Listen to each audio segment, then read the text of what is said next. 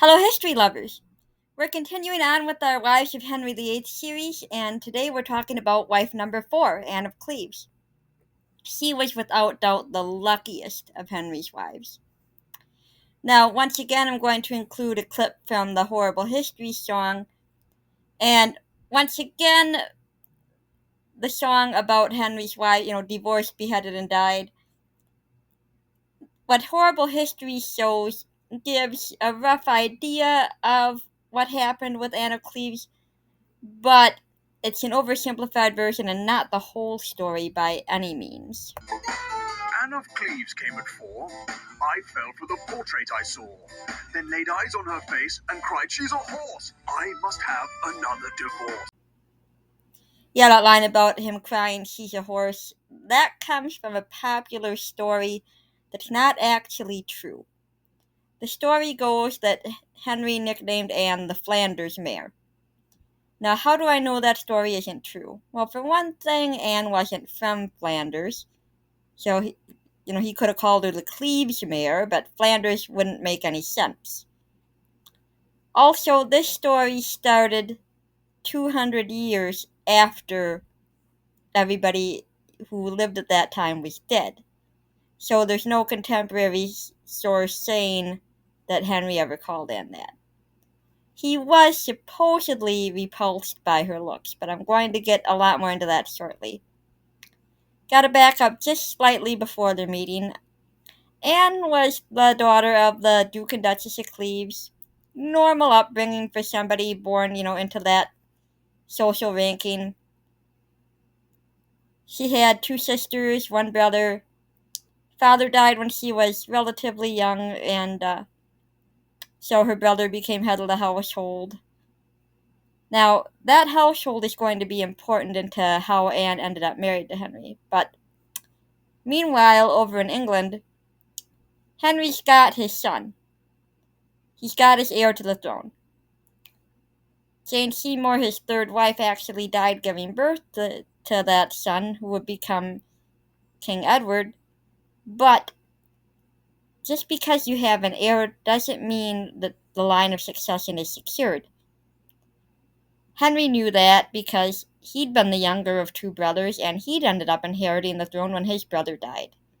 So he's really looking for heir number 2, even though he has 2 daughters, but a girl can't rule, right? At least in Henry's mind they can't. So he goes looking for wife number 4. Now, others around Henry, and Henry himself to some extent, have more reasons than that for Henry wanting to find another wife. They need political allies, and those can be gotten through marriage. Cromwell had a strong political motive for securing a new queen. Relations between Holy Roman Emperor Charles V and Francis I of France were unusually amicable, a troubling development for England. If these former rivals decided to join forces against their common enemy, England could face a significant threat. Cromwell understood that a strategic marriage could provide England with much-needed allies. So, in other words, find a wife from the right family, the right Protestant family, so that if Henry runs into any trouble with the Catholic Church, he'll have some allies. Okay, well, Anne's father had been Catholic, but her brother was strongly Protestant. Now, Anne was actually one of several brides that Henry was considering, including Anne's sister. Well, back then, if you didn't really know somebody, you're not going to get to talk online or something to get to see them, so what do? You send out a royal painter to paint their likenesses and say, "Oh yeah, if you want to see what they look like, this is a picture of them." So Hans Holbein the Younger gets sent out to paint a bunch of portraits, and this is the famous portrait that he painted of Anne of Cleves.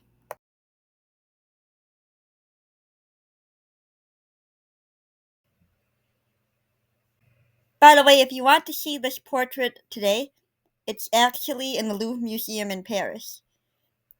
Recently restored, in fact. You can see the nice bright blue background now, where before it was much darker, much dingier looking. So I think it's a cool work of art just on its own. But in any case, Henry happened to look at the portrait and said, "Yeah, alright, she'll work." Well, Henry figures he's got this grand romantic idea. He's going to go to where Anne is spending some time en route to go meet him so they can be married. He figures, I'll go in disguise and go see her as, this secret intruder into her room. And, how romantic is that? She's bound to fall in love with me then and there, and then I'll reveal myself as her husband to be, and everything will be just beautiful between us. Yeah. Might work that way in a romance book. In real life, not so much. It's me, your new husband. Oh. Yeah, instead of thinking how romantic, Anne thinks, who is this weirdo? And Henry got the idea that, she's not into him. Which makes him say it's her fault. She's ugly, which, yeah, okay, of course, I'm not attracted to her. I'm the one who doesn't want to marry her. Yeah. Well, in any case, they kinda have to get married for political reasons. Because Henry does not want the Duke of Cleeves as his enemy because he needs all the backing he can get against the Catholic Church at this point. But he's not too happy with Thomas Cromwell, who arranged this whole thing. Congratulations, sire. England is safe. Yes, unlike your head. Oh, please. Thomas Cromwell actually had a large role in setting Anne Boleyn up to be executed, so I feel bad for anybody who suffered under Henry VIII, but considering how Cromwell was to Anne Boleyn, I don't feel too bad for him. Well, now Henry's married to Anne, and he's like, to Anne of Cleves, and he's like, okay, how do I get out of this marriage? Well, he actually accuses Anne of not being a virgin when they met, which I think is kind of rich given how many people Henry's cheated on his previous wives with. He declared that he had not consummated his marriage because Anna had repulsed him. He claimed to doubt her virginity because of the looseness of her belly and breasts. He also spoke with his doctors, confiding that he believed himself capable of performing sexually, just not with Anna. And the king defended himself from the implication that he might be impotent by claiming that he continued to experience nocturnal emissions. So, in other words, Henry VIII, of all people, is saying that Anne of Cleves can't be a virgin because she's too fat. And he's also saying, well, the problem's gotta be with her, not with me, because I'm still able to get it up, just ask my doctors. I'm capable of performing, if you want to say that.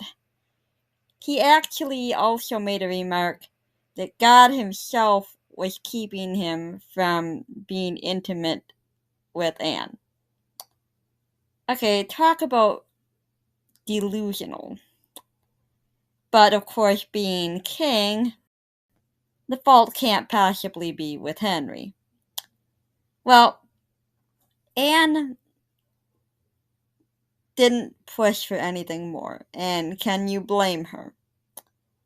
And there's a conversation,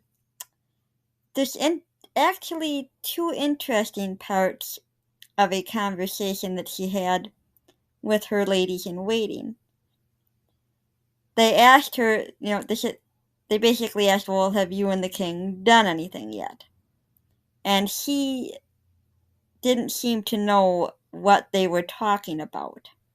How can I be a maid, asked Anne, and sleep with the king every night?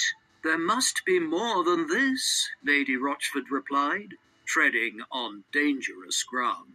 that instead of taking offence at Lady Rochford's impertinent suggestion, Anna patiently explained to her ladies, when the king comes to bed, he kisses me and takes me by the hand, saying, "Good night, sweetheart."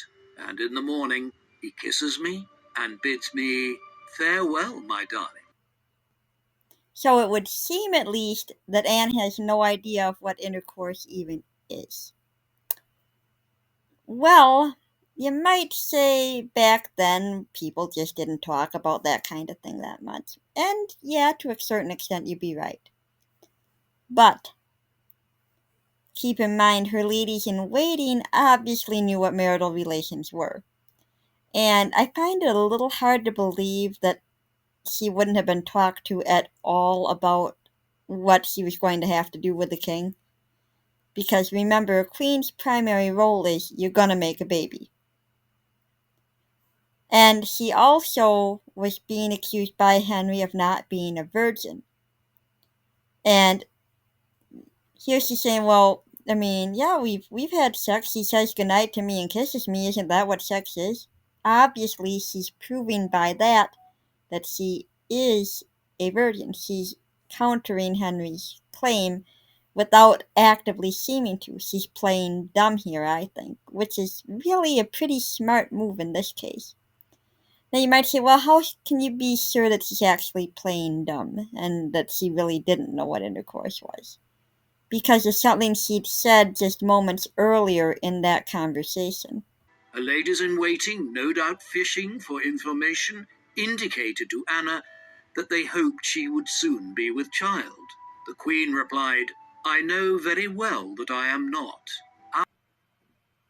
So Anne knows perfectly well she's not with child. Now, how could she know this unless she knew they had not been doing anything? Now, this is the same woman who supposedly thought that sex was as simple as kissing someone and saying goodnight or good morning to them. I think it's pretty clear she knows more than what she's letting on. Now, what she said is perfect for Henry to claim the marriage was never consummated. It verifies what he's been saying all along, that they never did anything. Now, this is perfect for their divorce. Although, had Henry wanted to, if it had come to that, he did have a second reason that he could have used as an excuse to divorce her, and that was at one time Anne had been engaged to the Duke of Lorraine. How binding was this engagement, this marriage contract? Well, Henry had some of his men researching that, but non-consummation of marriage was enough to say, okay, we are officially able to get an annulment. We're not married. Supposedly, Anne cried at this, and I'm sure she did, because you're not supposed to admit you don't want to be married to the king. You know, if Henry VIII wants to divorce you, you don't cheer and say, oh, thank God, I'm out of this. You'd be in big trouble if you did that. So I think that was as much of the show as anything. And Anne turned out pretty well. She got different palaces, including Hever Castle, which had formerly belonged to Anne Boleyn. She was welcome at court as Henry's beloved sister, and second in rank only to whoever happened to be married to Henry at the time. Now, Anne and Henry actually got on really well after this. They turned out to be good friends. So, it's kind of surprising, and I suppose some people thought it was surprising that they never ended up getting back together at any point. But honestly, sometimes friendship is better than romance. And I think that would clearly be a case with Henry. Well, Anne did very well, and the only real little hiccup, well, more than a little hiccup, but the only difficulty came pretty much when Henry's daughter Mary eventually came to the throne years later. Now remember, Anne's Protestant, Mary executed Protestants. But of course he didn't do that with Anne. She said, look, you can keep your palaces, but I don't want to see your face in court anymore.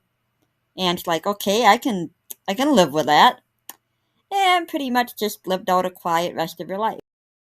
She's buried in Westminster Abbey, which is fairly, that's actually a pretty big honor. So for, the divorced wife of a king to be able to um, be buried there, I think that says a lot about what high position she maintained after the divorce. So a pretty impressive life overall. So to me, I think there's a lot more to her than just being the one that Henry rejected for her looks. She was smart enough to know how to navigate this marriage. And she actually, like I said, she lived into Mary's reign, so she outlived Henry. Everybody remembers Catherine Parr probably is the wife that outlived Henry. But actually, Anne outlived him too, just not while being married to him. So that concludes pretty much what there is to say about Anna Cleeves. I find her a very interesting woman, and up next we'll be talking about the wife I consider to be the most tragic of all of Henry's wives, and that's Catherine Howard. So I will see you in the next video, and take care until then.